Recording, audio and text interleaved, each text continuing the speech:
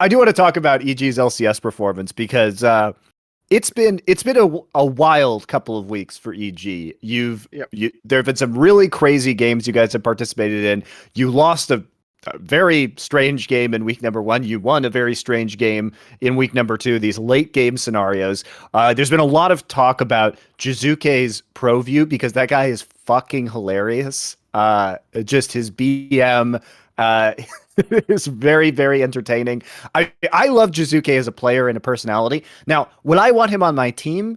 Maybe not. But do I enjoy the fact that he plays like a crazy person and I get to watch it? Yes, I absolutely do.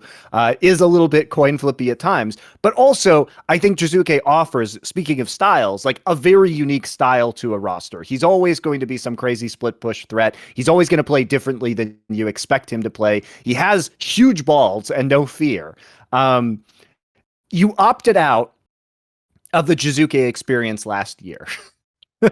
But you come back this year and you're all in on Jizuke. So let's start with what was the change there for you guys in terms of the offseason planning and why you wanted to bring him back after kind of benching him in last year. I mean, a person like Jizuke, when we created the roster, we bringing in Impact and then having Deathly or like a strong bot lane in general.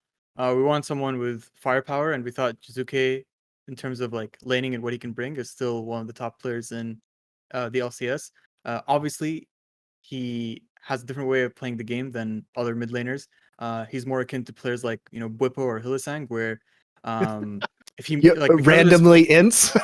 Well, because of his playstyle, right? Fans like this is like a really important point that not a lot of people talk about. Like, because of his playstyle, fans tend to magnify his misplays because his misplays are more recognizable. Like his action sequences are really recognizable.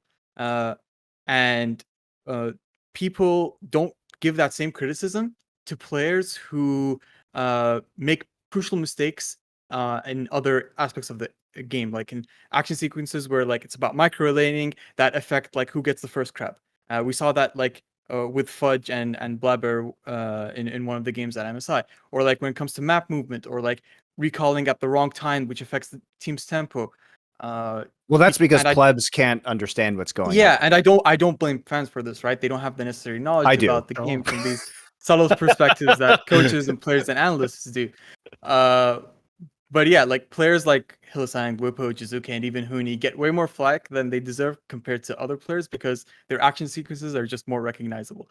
And then the other thing is that these players also have like their insane moments where like, holy shit, this guy just won us the game. And like on Saturday versus TL when Jizuke was on Akali, we were like 3 or 4k gold behind, and he just makes this crazy play around the fourth dragon spawn, which got us right back in the game, and then he solo kills Jensen in the side lane. So one of the reasons why we wanted to continue with Jizuke, because we thought with bringing in someone with a coach like Peter Dunn, who has a lot of experience working with players like this, like he worked with Humanoid previously, and Humanoid sort of has the same profile as Jizuke does as a player. We thought that we think that Peter is able to help Jizuke identify those moments better and be able to risk assess at a much better level than what he did last season. We also thought that like the team last year didn't jive really well with Jizuke as the team this year does. Like this year, a lot of our players are just down to get down and dirty, and that's what we've seen in the past 2 weeks on the LCS team. I think part of it, though, in that Team Liquid win, and I want to get your opinion as well as an analyst, is that both Akali and Xin Zhao are quietly, well, Akali is very loudly broken. Xin Zhao is very quietly. I would say Xin Zhao is slipping under the radar for a lot of people because the conversation is dominated by Gwen or Akali, maybe Lulu to a certain degree, but nobody ever talks about Xin Zhao. But here's some stats for you guys. Akali and Xin Zhao are the highest win rate champions that have been played for more than 20 games across all major regions. That's LPL, LCK, LEC, and LCS. Akali is currently at a 76% win rate at 25-8, and Xin Zhao is at a 71% win rate at 17-7. You had both of them in the Team Liquid game.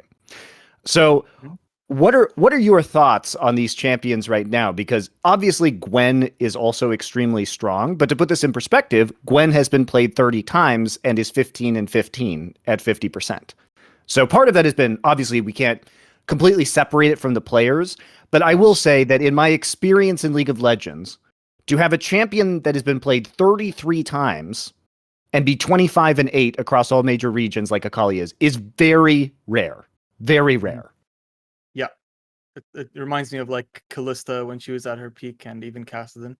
Maybe Cass is the classic one, of course. Yeah, maybe Yeah. TF back in the day. Rise when he's been broken in the past, maybe. Yeah, I think a part of it is like with Akali, she raised she raised in priority very quickly Yes. in like the past 4 days. Like, um, I think the reason we picked her up is because we saw her in in one of like the LPL games or Korean LCK games. I can't remember which exactly, and we thought, well, we can try her out as like a counter in these situations where she can't be punished. And then in our first game, we picked Akali. Can't remember when we picked her. I think we picked her. Oh, we picked her 2-3. We were blue side, so we picked her 2-3. Like, oh, this went really well. Impact played it, and he popped off on it. And then the next day, we're like, we should pick her again, and we should place higher priority on her. And then we picked it on 1-2 on red side. And then ultimately, 100 Thieves banded against us yesterday. And then we saw in other regions, like in LEC, she was picked first on like 4-5, and then the next day she was picked on like the later rotations, the middle rotation, and then on the third day, everyone was just first picking Kali until like the fourth or fifth game it got banned by the last teams. And I think it's very interesting. I think she is really, really strong because her kit can't really be punished because of like her laning phase. You can get a lot of priority and then try to get gold leads through like playing through side and like abusing enemy jungler because Akali doesn't have prio very early on. But because of how her kit scales with levels, like her past level 9, her E with one mythic item just does way too much damage. If you see the ratios on that ability, the base damage is super high. It's like 400 at max level, and the AP ratio is I think 120. Yeah, and it's the AD 1.2, ratio, I believe. Yeah, and the AD ratio is also really high. So that basic ability basically hits like a truck, like an ultimate ability. And then you also have her ultimate, and then she's able to unlike Gwen, she's able to traverse terrain much more easier in fights, while also be a lot more safer because she has the shroud, she has a lot of dashes. It's hard to gank her even if she doesn't have flash, because the amount of ground she can cover between the shroud and the dash basically gets her back to mid turret. Yeah, and then I think the other point is that teams haven't thought about how to counter Akali if she's picked early yet, but we saw some instances where she can be countered. For example, in the TSM versus, were they playing Immortals? I can't remember who they were playing. I think they were Let me playing look a it up team for yesterday. you.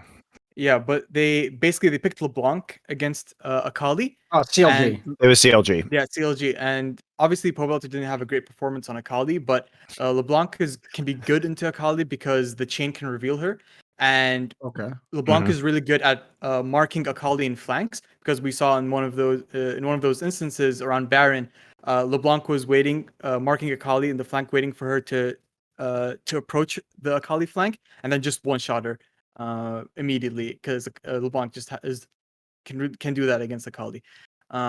So I think you'll see in the next few weeks probably Akali being banned, but also maybe sometimes teams leaving it open and being able to, if it's picked early, it going badly for that team because teams are gonna pick champions who do well in countering her. I think also in the C9 game there was an Akali, and Vulcan picked Galio, and Galio is really good at locking up Akali in fights because of like the AoE taunt. And once you taunt her, she's gonna auto attack you. Then you can see her, and then he can knock her up, and then everyone can just focus in on the Akali. So I think you'll see a lot more of ways for teams to counter Akali.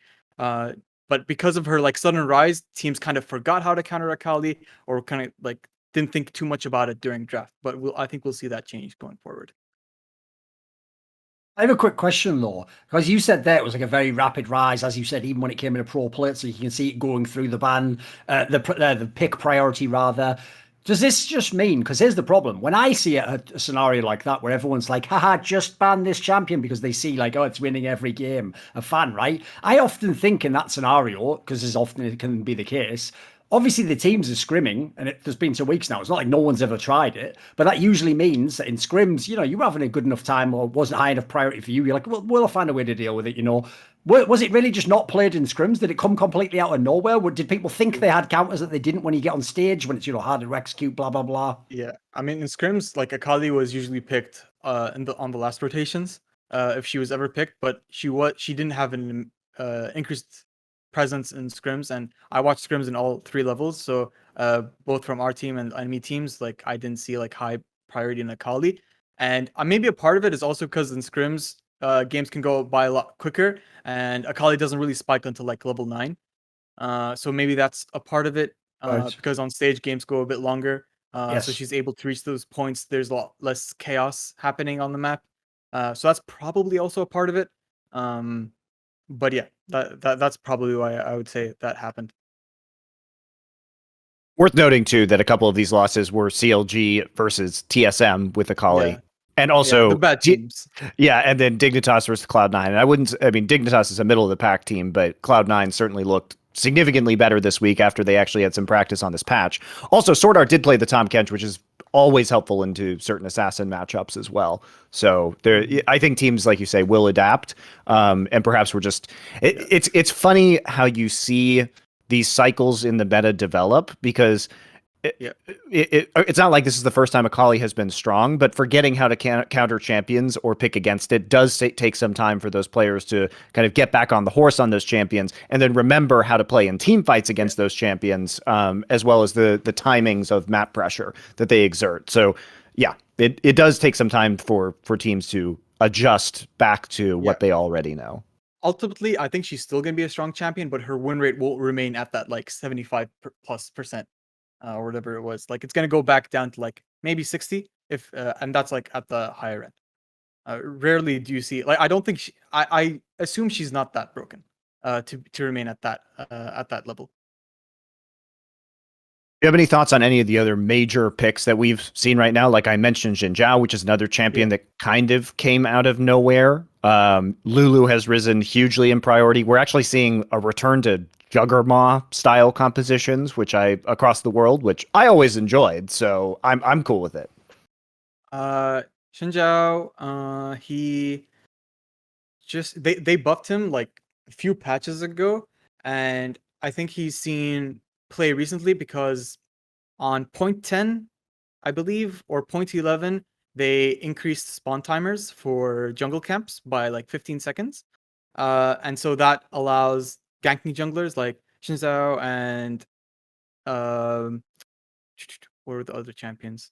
Xin Zhao, Lee Sin, which is also being played in jungle recently, and Volibear. They have, because of the increased jungle timers, they can clear, and then they have more time to affect lanes with ganks.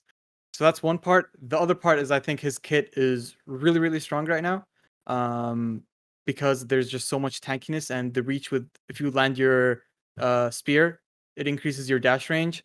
And then he goes really well with the enchanter mages that you mentioned, like Lulu and Karma. If they buff a champion like him up, he can cause a lot of like mayhem in fights and skirmishes. So that's the main reason why I think he's in a good spot right now.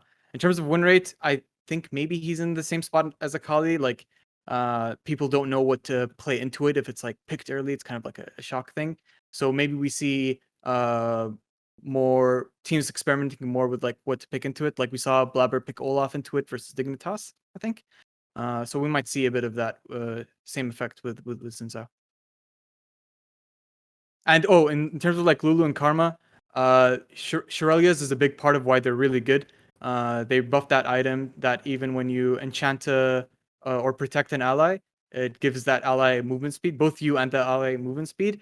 And then also a part of it, but I don't think it's a huge part, on point 11, Hex Flash was disabled globally. Yep. So there's less punishment to those champions to be able to reach them with the engaged supports. Want to see more cool, funny, interesting clips based on topics from my content? Well, subscribe to this channel then, or, be a pleb and don't.